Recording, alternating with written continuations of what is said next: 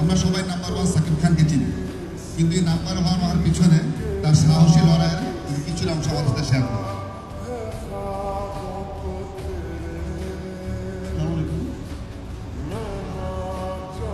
Good morning, everyone.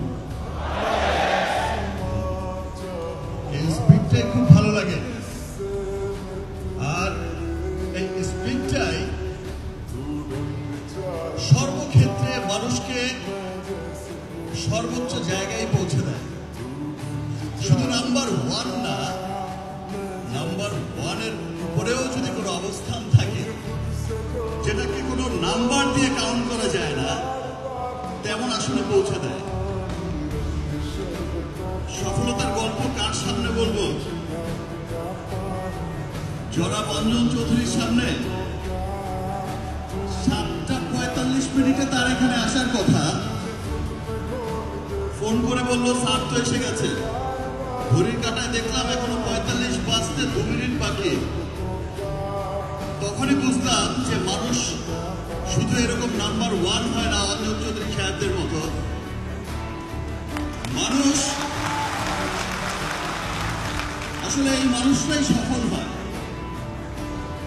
এই যে কঠোর পরিশ্রম, এই যে একজন বিলিনিয়ার হওয়ার পরেও, দেশের এত বড় একজন সফল মানুষ হওয়ার পরেও, এত বিশাল কোম্পানির মালিক হওয়ার পরেও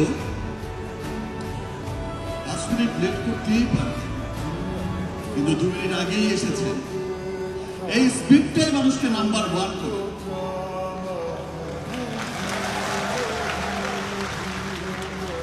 এই পরিশ্রমটাই মানুষকে নাম্বার ওয়ান করে।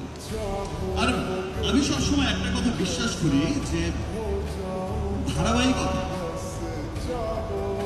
দেখেন, যে কোনো যেটা সেটা পণ্য হোক আর মানুষ হোক, কিছু মানুষকে দেখবেন যে কোনো ক্ষেত্রে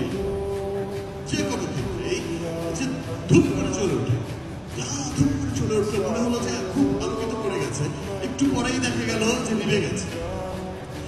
সেটাকে আমি আসলে কোনো নাম্বারে কাউন্ট করি, সেটা মনে হয় যে ঠিক আছে, একটা এসেছিল আবার চলে গেল। কিন্তু যে দীর্ঘ সময় ধরে টিকে থাকে, দীর্ঘ সময় ধরে তার একটা পজিশন হোল্ড করে রাখতে পারে, সেই আসলে সফল মানুষ। Like mister Ranjan Chowdhury, like a square, like Meryl Petroleum ji.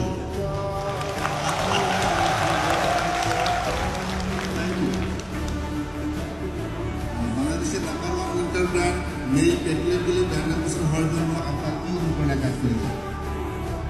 না, নাম্বার ওয়ান তো নাম্বার ওয়ানের সাথে যুক্ত হবে, তাই না? নাম্বার ওয়ান তো আর নাম্বার 10 সাথে যুক্ত হবে না। সো নাম্বার ওয়ান আর নাম্বার ওয়ান যখন যুক্ত হয়, তখন কি হয়?